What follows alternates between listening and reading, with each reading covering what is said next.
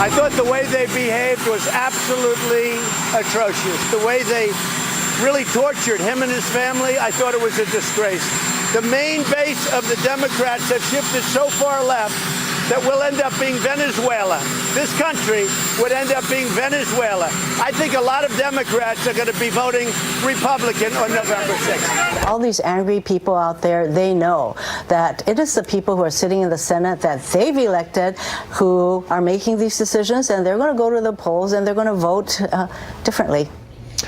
Both sides saying that the Brett Kavanaugh situation, now Justice Brett Kavanaugh, will motivate their sides come midterm elections. Look at just some of the races that some of the polls have shifted in the past week. The Florida Senate race before Rick Scott was up 1.6. Now Nelson up 2.4. Arizona was a pickup for Sinema, the Democrat there in Arizona Senate race. The Texas Senate race before Cruz, 3.4. Now Cruz by 6. How it plays across the country and whether it's really tied to Brett Kavanaugh or not, well, that's what we have a panel for.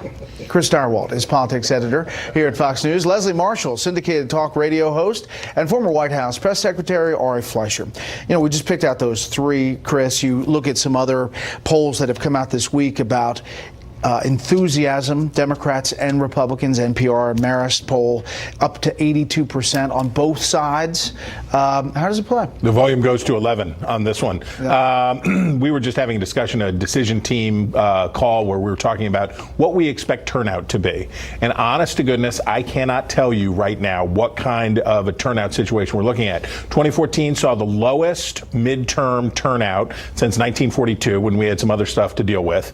And I have no idea whether we're going to see a surge on both sides, a lopsided, or are a large number of people going to be so disgusted by what's going on, so grossed out by the current political climate that they just that they absent themselves. But it's clear that the whole thing motivated both sides?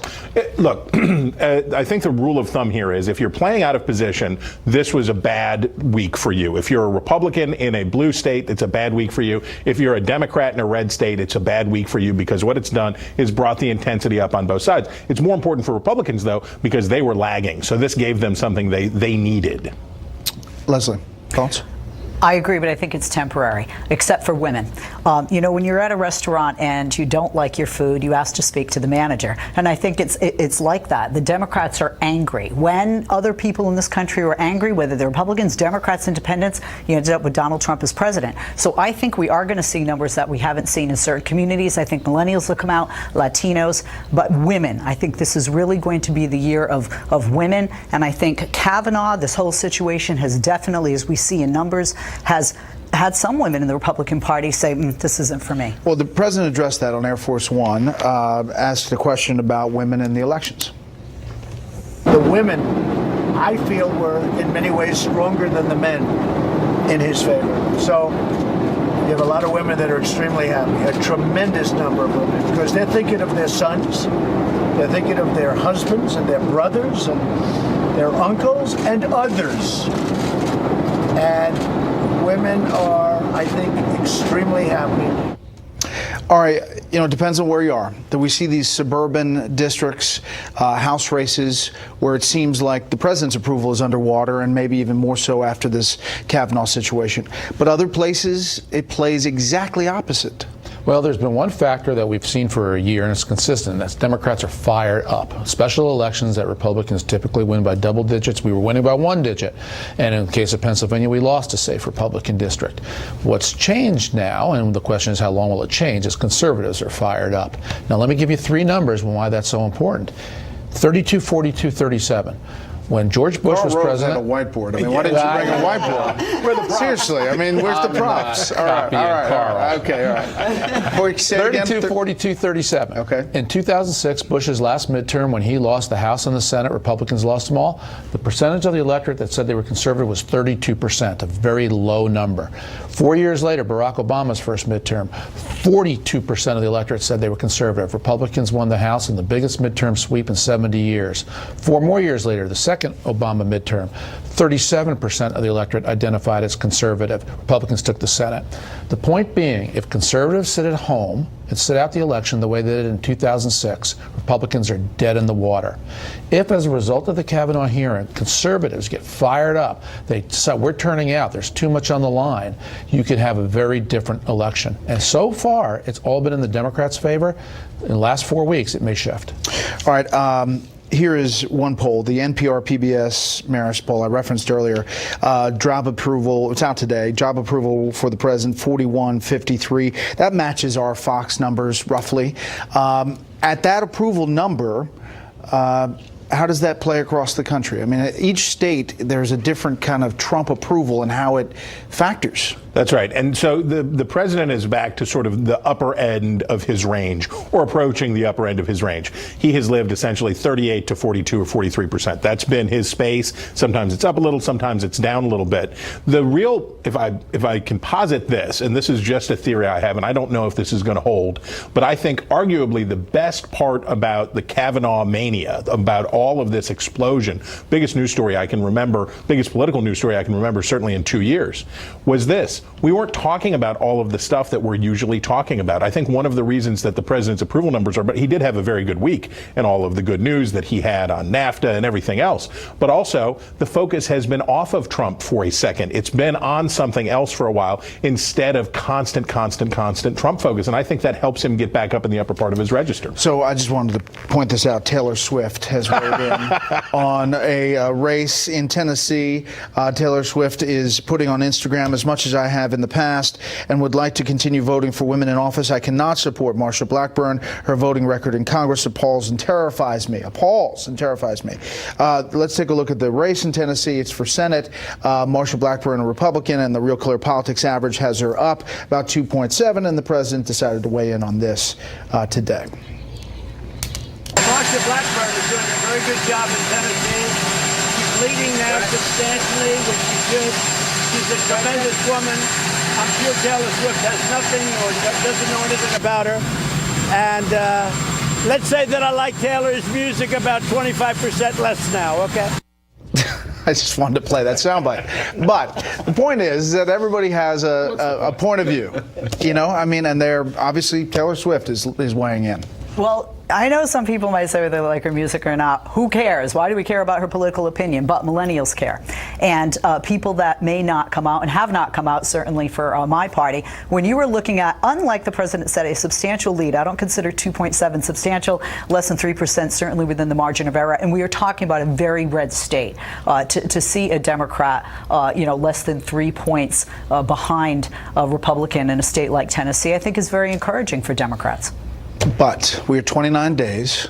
The news cycles, as I mentioned with Brit Hume earlier, are about 6 or 7 per day. Yeah. So we're going to be looking at a lot of shiny things between now and Election Day.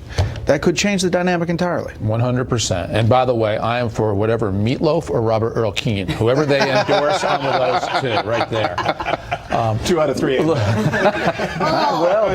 that was good. Check it off. Hey, all right, I got to run. Make your point. Back to politics. 9 races count in the Senate. 3 are races Republicans could lose: Arizona, Nevada, and Tennessee. There are 6 that the Democrats can lose. And so the math is still with the Republicans, and 9 races are very close and could go either way for either party. So Democrats could take the Senate if they run the table. Republicans could have a very big night in the Senate. We don't know yet. All right, next up, the search for a Saudi journalist missing in Turkey and how that plays internationally. I get it all the time. Have you lost weight?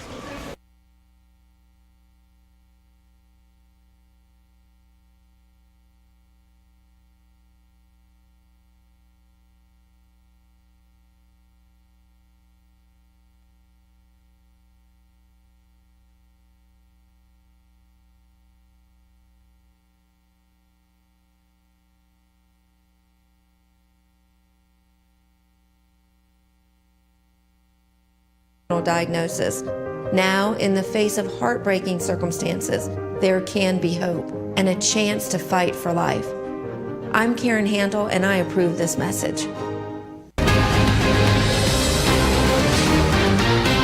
I am concerned about it. I don't like hearing about it. And hopefully that will sort itself out. Right now, nobody knows anything about it. Buradan bir an önce We must reach a conclusion as soon as possible, and the consulate officials can't save themselves by saying he left the consulate. The relevant authorities are obligated to provide proof of this claim on this matter. If he left, you must prove this. Evet, dün bize ulaşan haber What was explained to us is this: he was killed. Make your funeral preparations. He was made to faint, his body dismembered and distributed to these 15 people and taken out. It's a mystery. Journalist Jamal Khashoggi disappeared. We don't know what has happened, but the Turkish officials are saying that 15 Saudis arrived in Istanbul when he entered the Saudi consulate last week, and then he was still inside. The consulate says they are dismissing this, saying it's baseless accusations and that there's nothing to it, and this matter has no facts to it. State Department has not officially weighed in. You heard the president there.